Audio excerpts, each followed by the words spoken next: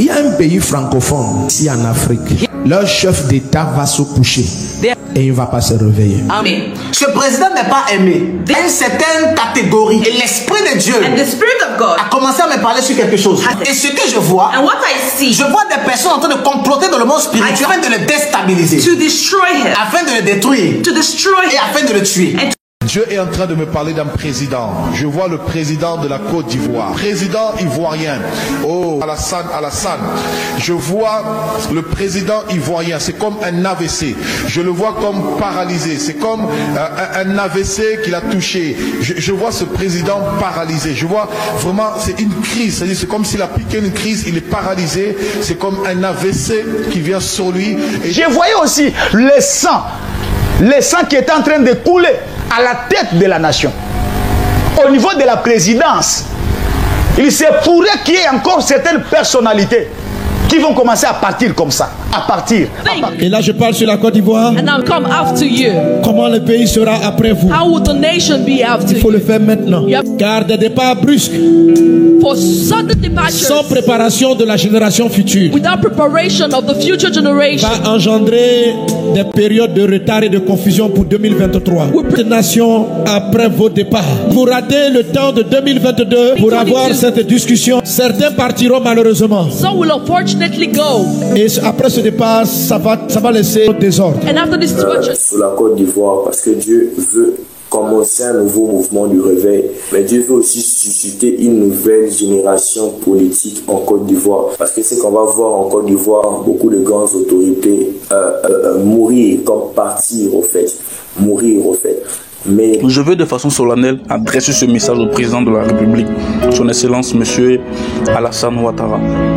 Le Seigneur m'a parlé, le Seigneur m'a montré deux images. Et la première image que le Seigneur m'a montrée, c'était un cercueil et la terre. La deuxième image, c'était un monument. Et je voyais plus un monument qu'ils ont érigé, un monument qu'ils ont élevé. Et le Seigneur m'a dit que si cet homme décide de quitter au pouvoir, de laisser le pouvoir, il sera comme un monument. Partout dans le monde entier, on parlera de lui. Il sera comme notre père fondateur, Félix Houphouët-Boigny. Mais s'il s'entête, il sera enterré. Il va disparaître. C'est-à-dire qu'on ne va plus entendre parler de lui sur la terre des humains. Son nom sera effacé. Telle était la phrase et les paroles que le Seigneur m'a dit. Il dit, s'il décide de quitter le pouvoir, il sera comme un monument, une personne très très importante dans ce monde. Mais s'il s'entête, il sera enterré. Et sa mémoire me sera oubliée de tous. Telle était la parole que le Seigneur m'a donnée pour le président. Tu peux voir quelqu'un qui te semble bien portant, mais il est vide. Sachez-le, Ivoirien, Ivoirienne, quelqu'un va mourir dans ce pays. Quelqu'un va mourir dans ce pays. Quelqu'un va mourir dans ce pays. Il y a quelque chose qui va se passer, il y a quelque chose qui va se produire. Je vois, ils sont 1, 2, 3, ils sont en train de se préparer. Absolument, c'est-à-dire que si ce leader leur fait ombrage, ou devrait leur faire ombrage dans peu de temps, ils ont déjà tout prévu pour le faire assassiner. Ils ont déjà tout prévu, c'est-à-dire qu'ils sont en train de prévoir l'assassiner. Après ce départ, ça va laisser un autre désordre disorder. qui va s'amplifier vers 2023. Le pays pourrait être replongé dans des périodes de grève, de crise à n'en pas finir. Et Dieu me dit, and God is telling me, prions, let's pray. prions. Let's pray. Mais je demande à Dieu, But I ask God, mais pourquoi nous devons prier? Nous devons prier but we must pray simplement simply parce que because si la mort arrive, il y aura le désarroi, it would be completely disastrous. il y aura les problèmes. C'était à Abidjan, la capitale de la Côte d'Ivoire, que ça se passait. Et les gens fuyaient, ça fuyait, il y avait le trouble partout. Ça pleurait, tout le monde pleurait, ça criait, il y avait le panique partout. Violent tombera à tout moment. Cette pluie forte-là, accompagnée de ce vent violent dans lequel il y aura un bruit qui est donc la colère de Dieu, s'abattra sur cette nation à tout moment. C'est-à-dire à compter de ce mois de janvier jusqu'à décembre 2023, beaucoup de choses se passeront dans cette nation. 2022, le vent terrible continuera de souffler. Les choses que j'ai vues ne m'ont pas donné de la joie. Mais j'ai été en larmes et en pleurs pour ce pays. Donc prions pour la Côte d'Ivoire, afin que ceux qui réclament les effusions de sang dans ce pays se taisent. Le Seigneur m'a permis de voir que ceux qui veulent venir attaquer la Côte d'Ivoire sont déjà là. Ils vont commencer à frapper, c'est pas Bouaké.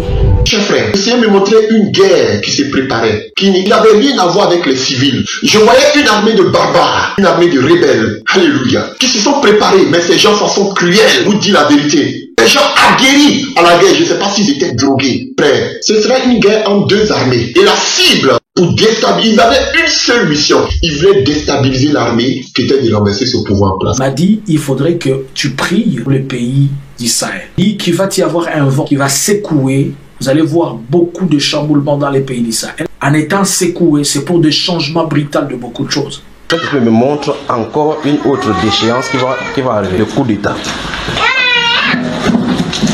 Donc il y a un coup d'État qui est annoncé sur la Côte d'Ivoire, qui sont en train d'être préparés. Les gens sont en embuscade déjà. Priez beaucoup pour le peuple ivoirien. Priez beaucoup pour le peuple ivoirien. L'ennemi du peuple ivoirien ne permettra pas que cette nation soit dirigée par un homme de bien, par un homme. Et je voyais aussi le sang qui est en train de couler à la tête de la nation. Au niveau de la présidence, il se pourrait qu'il y ait encore certaines personnalités qui vont commencer à partir comme ça. J'ai vu une nation déchirée, depuis le sol jusqu'au sous-sol. Notez bien. Et j'aimerais que vous puissiez partager ces notes à tout le monde, tous ceux qui sont ivoiriens. La nation était divisée en deux.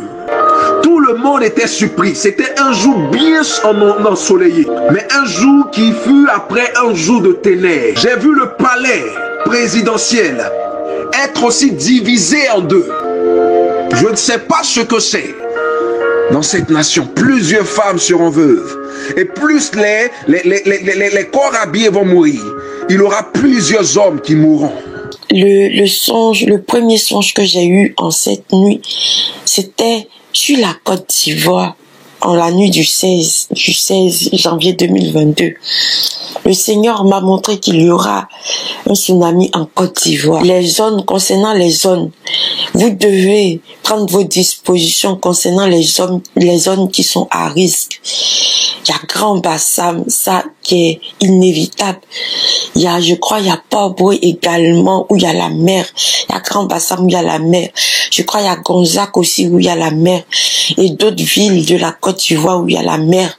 Ces endroits-là, vous deviez les éviter. En Côte d'Ivoire, il y aura des pluies qui va se déchaîner accompagné de rafales de vent. Ce vent puissant qui sera sous forme de tempête va souffler sur la mer et va déchaîner la mer, va déclencher le tsunami. L'Esprit de Dieu me présente la carte de la Côte d'Ivoire. Je vois la Côte d'Ivoire qui est déchirée en deux. Je vois la Côte d'Ivoire qui est divisée en deux. Et je me recule précisément au plateau. Ce l'Esprit en train de m'enseigner pour m'amener à comprendre qu'il y a quelque chose de bizarre qui est en train de se passer dans le monde invisible. Je vois l'enfant qui est en train de pleurer, qui est en train de crier, aide-moi. L'enfant me dit, aide-moi. Et le Saint-Esprit est en train de m'enseigner pour me dire que c'est la Côte d'Ivoire qui est venue. L'Esprit me présente la place, la République. Et je vois plein de corps. Coup d'État, la Côte d'Ivoire. J'étais en train de prier et j'ai fini avec un message de la Côte d'Ivoire. Alors je vois la guerre, je vois des incompréhensions, des attaques entre les deux parties.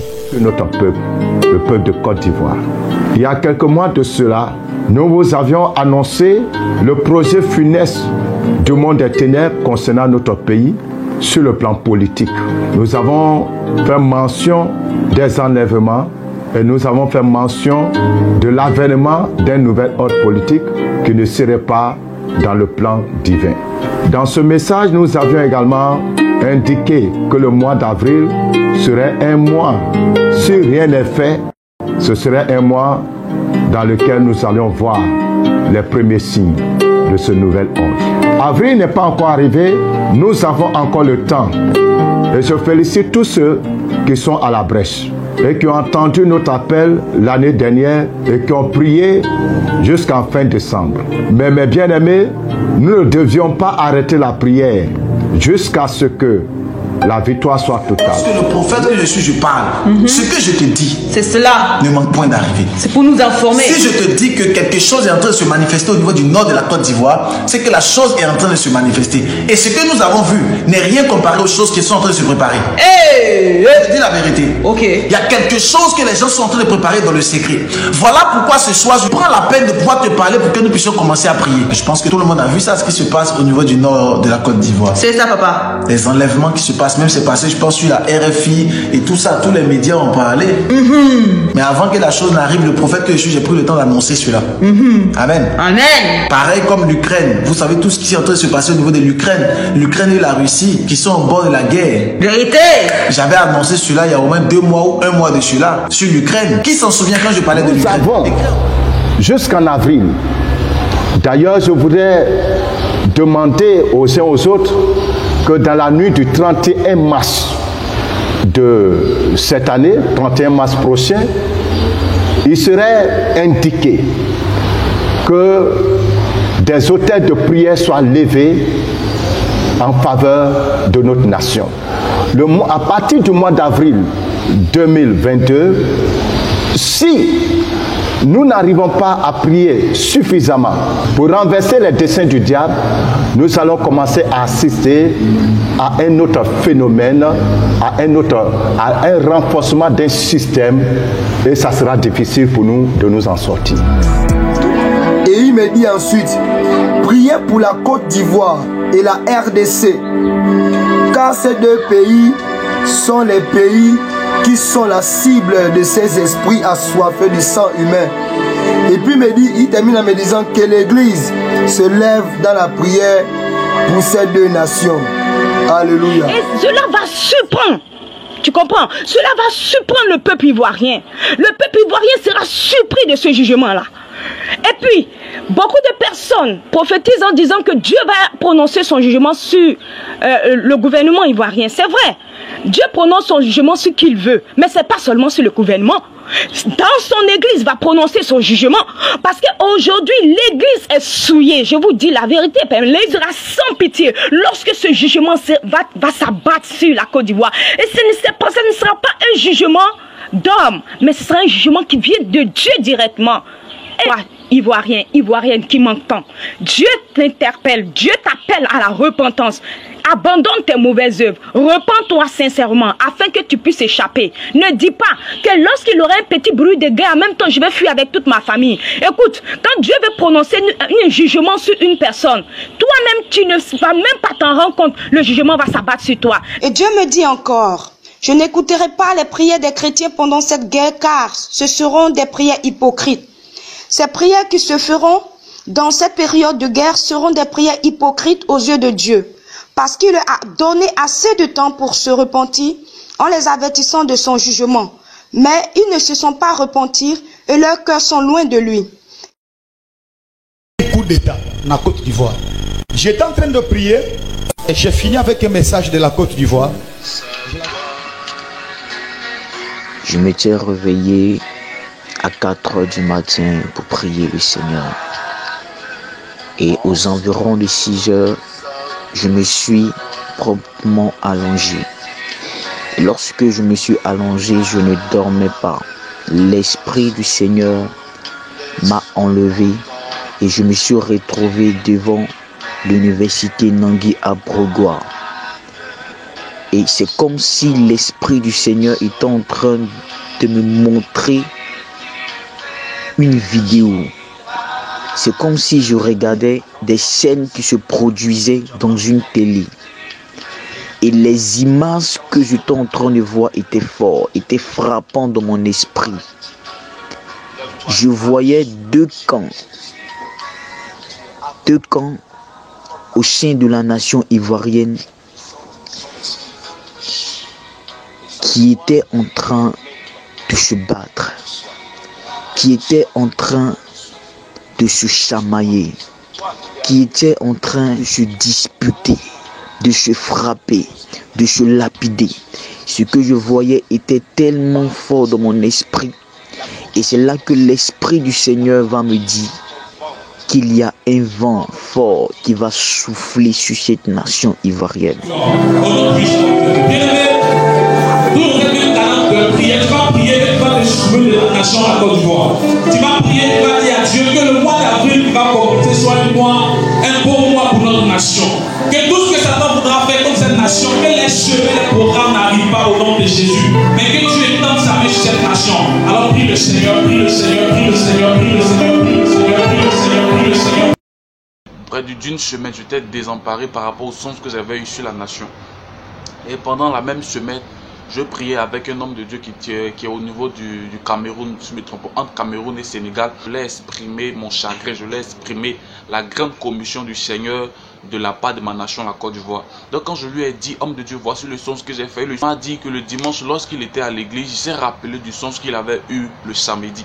Donc il lui a dit, il était vêtu en treillis. Et on a assiégé le palais présidentiel. C'est-à-dire qu'on a pris le palais présidentiel. C'est-à-dire l'armée a pris le palais présidentiel. Donc dès qu'il m'a dit ça, j'ai paniqué encore. Je me suis posé la question par rapport au sens que j'avais fait. Qu'est-ce qui va se passer? Qu'est-ce qui va arriver? Qu'est-ce qui va dominer ma nation? Ça m'a tourmenté. Et alors j'aimerais vous dire, bien aimés frères et sœurs, alors nous voulons organiser ces moments de prière, ces 3 jours de prière, c'est-à-dire le 27 mars, c'est-à-dire c'est le dimanche, le 18 avril et le 1er mai. Nous voulons consacrer ces 3 jours-là, dans ces mois-là, pour prier le Seigneur pour notre nation. Parce que c'est la prière qui pourra changer certaines choses qui doivent arriver dans notre nation. Donc prépare-toi, ne manque pas. Alors que tu vas recevoir ces messages, il faut partager, de telle à pouvoir permettre aux gens de pouvoir nous suivre et venir ensemble, afin que même dans la main nous puissions prier le Seigneur. Que Dieu te bénisse. N'oublie pas, sois connecté à partir de 19h00, on commence, sois connecté et nous allons véritablement